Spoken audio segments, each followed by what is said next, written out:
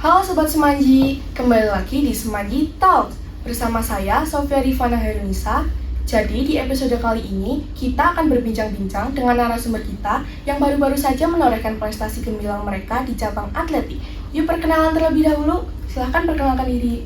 Hai, nama saya Indriaski Ramadhani, saya dari kelas 10 E9. Hai, perkenalkan nama saya Mariam dari kelas 10 E4. Yuk langsung aja kita lanjut ke bagian selanjutnya. Oke, saya akan tanya-tanya beberapa pertanyaan ke kalian ya. Oke, untuk pertanyaan yang pertama, bagaimana sih cara kalian mengembalikan semangat kalian kalau kalian tuh lagi capek atau nggak semangat? Jadi gini guys, nah umumnya atlet tuh ada rasa capek atau malas latihan. Nah di situ tuh kita harus kayak ingat target kita awal itu, kayak misalnya kita kan masuk atletik nih. Nah, kita harus ingat target kita itu pengen mencapai apa gitu. Itu bikin jadi bahan bakar semangat kita.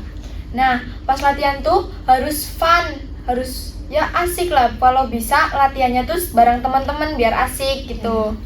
Oke, jadi intinya kalian harus punya pacuan ya. Ya. Oke, lanjut ke pertanyaan selanjutnya. Jadi, waktu diumumin jadi pemenang, apa sih yang pertama kali kalian pikirkan? Ya, kita pikirnya ya senang, kayak Bangga.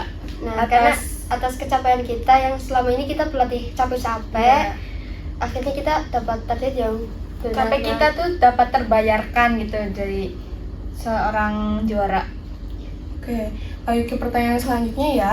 Jadi gimana sih cara kalian mengatasi nervous atau gugup kalian sesaat sebelum mulai perlombaan? Ya, kita pemanasan ringan dulu kan, kayak belajar start biar pas start itu nggak kaget. Kan biasanya pas start itu banyak yang kaget gitu. Nah, gak kalah penting sama doa. Nah, di situ kan ada doa yang buat kita tidak grogi gitu kan. Jadi kita di situ tuh banyak berdoa biar kita nggak grogi gitu. Jadi intinya kalian juga nggak boleh lupa sama doa ya. Ya. Oke, lanjut ke pertanyaan selanjutnya. Bagaimana sih cara kamu menyeimbangkan jadwal padat kamu dengan latihan yang kalian lakukan sehari-hari atau kehidupan pribadi kalian gitu? Jadi kita mengimbangkan, bikin jadwal, kayak misalnya kita bikin jadwal itu latihan kita itu cuma sore, kayak dari cukup 2 jam atau 1 jam gitu. Nah, kita latihan tuh dari hari Kamis, Selasa, Rabu, sama Senin. Itu aja. Jadi intinya kalian harus pinter-pinter ya ngatur jadwal kalian. Iya. Oke, jadi untuk pertanyaan selanjutnya, siapa sih sosok yang paling berpengaruh di karir kalian saat ini? Itu ada Lulu Muhammad Zohri. Nah, itu tuh atletik di cabang Lari 100 meter juga. iya, yang sudah meraih juara yang mendunia gitu. Oke, buat pertanyaan selanjutnya, siapa sih idola kalian di cabang olahraga dan apa alasannya kalian mengidolakan orang tersebut? Kita juga ngedolain Lulu Muhammad Zohri. Iya. Alasannya Karena ya beliau itu udah mendunia banget, kayak udah dapat banyak prestasi. Kita juga ya pengen mendapatkan banyak prestasi juga. iya, versi cewek, ini kan versi cowok.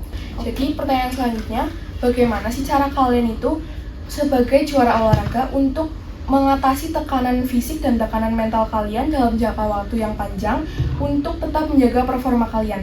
Nah, jadi juara itu susah, apalagi cara mempertahankan itu lebih susah lagi. Ya, jadi kita itu latihan jangan cuma latihan fisik, tapi kita juga harus latihan mental. Agar kita tidak mengalami kecemasan. Kita harus kelola kecemasan kita saat kita latihan.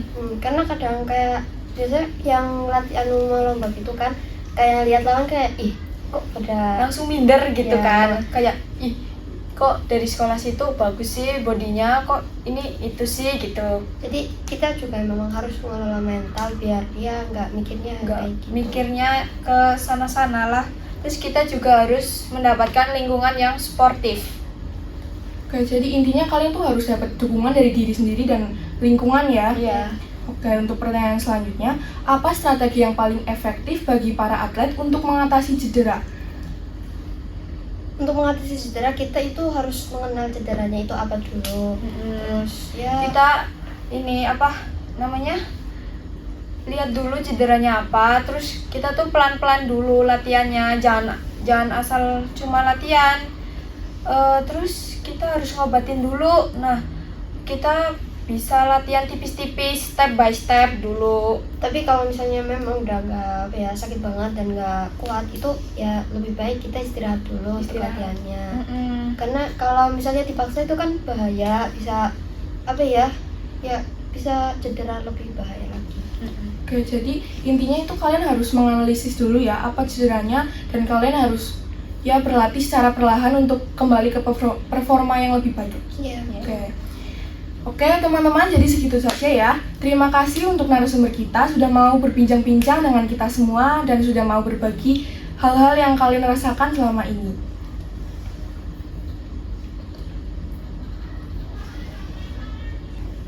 Oke teman-teman, jadi itu tadi adalah perbincangan kita dalam episode Semangito kali ini.